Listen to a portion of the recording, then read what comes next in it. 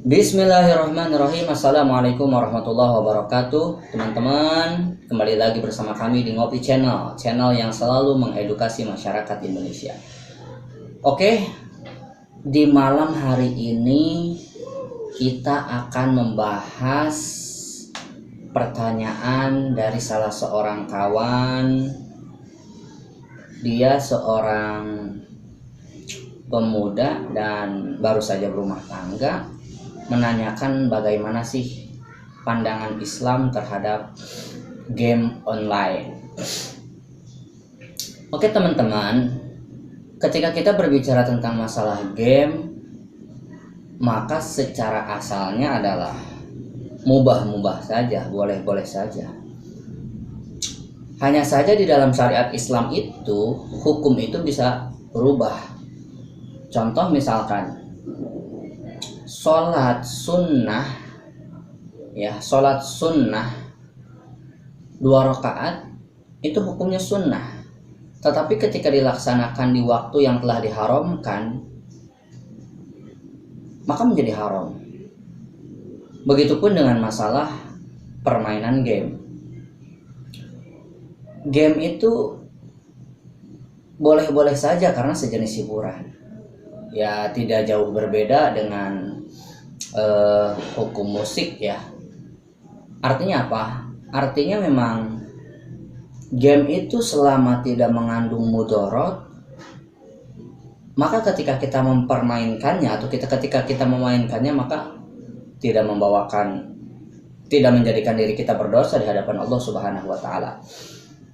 Tetapi pertanyaan dari teman saya itu, ada sejenis game di mana game tersebut memang kita membeli salah satu jenis apa itu chip atau apa, dan kemudian di situ ada pertarungan, ketika menang menambah, ketika kalah berkurang, maka saya katakan itu judi dan fahuwa haram, dan kita hukum itu adalah haram. Nah, sekarang timbul lagi pertanyaan yang kedua. Sebenarnya apa sih yang menjadikan game itu menjadi haram di pandangan syariat Islam? Yang pertama, game itu menjadikan sebab kita tidak beribadah kepada Allah. Artinya menjadi lalai. Contoh, seseorang misalkan memainkan gadgetnya, kemudian membuka salah satu permainannya, mulai daripada jam 11 misalkan, terus hingga lewat waktu zuhur, hingga waktu asar tiba lagi, maka fahuwa haram, itu dihukumi haram. Artinya apa yang tadinya mubah itu kan apabila kita laksanakan tidak mendapat pahala, ketika kita tinggalkan pun tidak mendapatkan dosa. Nah, ketika itu hukumnya berubah menjadi haram. Artinya apa? Ya ketika kita laksanakan ya kita mendapat dosa. Itu yang pertama. Jadi kriteria game bisa dikatakan haram, yang pertama adalah membawakan diri kita menjadi lalai di hadapan Allah Subhanahu wa taala, sehingga tidak mengerjakan kewajiban kita selaku hamba. Itu yang pertama. Yang kedua, saya baca di dalam salah satu buku berjudul Bahaya Game, salah satu karya dari ulama Timur Tengah, bahwa game itu bisa dikatakan haram apabila yang kedua dia terdapat penghinaan terhadap Islam. Contoh, bahwa di zaman sebelum zaman 2021-2020, ketika saya seusia SMK mungkin ya, di usia SMK itu kita kenal ada beberapa permainan yang memang seperti menghina Islam melalui simbol-simbolnya. Ya, mereka menjadikan permainan tersebut untuk menanamkan mindset, oh Islam itu seperti ini. Contoh misalkan ada permainan seorang pemuda membawa pedang, di pedangnya itu membawakan kalimat la ilaha illallah Muhammadur Rasulullah. Kemudian setiap ada orang di hadapannya dia bacok dan lain sebagainya. Maka ini seakan-akan menghina Islam dan seakan-akan Nabi Muhammad itu adalah pembunuh. Ini kan tidak dibenarkan. Bahkan di dalam buku sejarah pun dikatakan bahwa Islam datang ke Indonesia bukan dengan pedang, tetapi dengan senyuman. dengan pernikahan, dengan cara kebudayaan, melalui kebudayaan dan lain sebagainya. Itu kriteria yang kedua, bahwasanya game bisa dikatakan haram yaitu ketika ada unsur-unsur penghinaan kepada Islam. Yang ketiga, dikatakan di dalam buku tersebut oleh penulisnya bahwa game itu bisa dikatakan haram selain nomor 1, nomor 2, membawa diri kita mengikuti syahwat. Nah, tidak sedikit game yang di dalamnya itu memang banyak permainan yang di dalamnya itu wanita-wanita menggunakan baju-baju yang ketat, pendek dan lain sebagainya. Sehingga di situ tertanam mindset saya harus mencari wanita seperti itu. Bahkan mohon maaf, tidak sedikit kan bisa saling cium dan lain sebagainya. Bahkan lebih parah lagi bisa sambil melakukan sesuatu hal yang tidak wajar.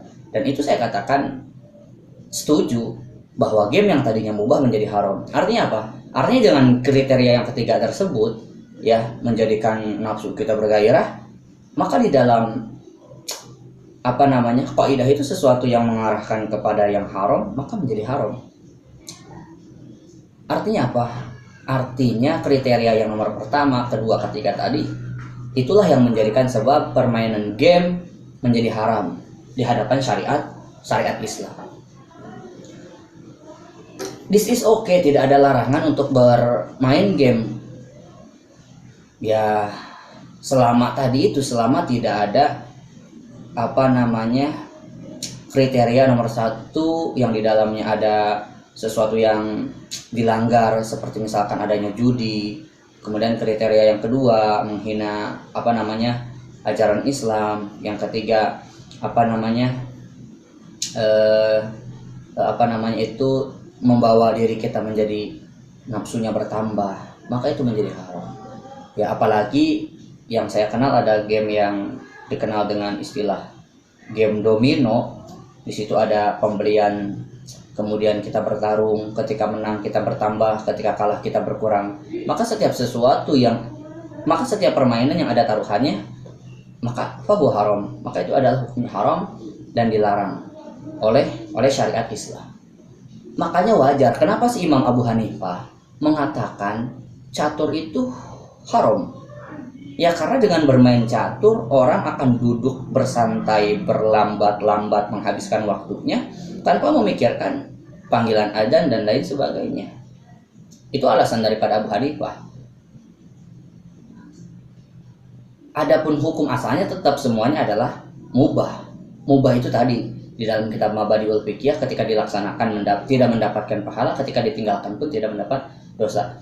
Kesimpulannya bahwa hukum bermain game adalah mubah, boleh-boleh saja, dan hukum mubah tersebut bisa menjadi berubah apalagi terdapat unsur judi di dalamnya. Oleh karena itu, para orang tua tolong dijaga anak cucunya, guru-guru, kita bekerja sama, kita berusaha keras supaya anak-anak bisa lebih semakin jauh daripada hal tersebut bagaimanapun caranya. Dan yang terakhir, bekerja sama bahwa para pemuda-pemudi contohkan kepada the next generation bangsa kita adalah perihal yang produktif, mengisi waktu-waktu yang produktif sehingga menjadi muda kaya karya, anak muda yang kaya akan karya, bukan anak muda yang kaya akan derita. Sekian, terima kasih. Waalaikumsalam. Sampai berjumpa di Ngopi Channel. Wassalamualaikum warahmatullahi wabarakatuh.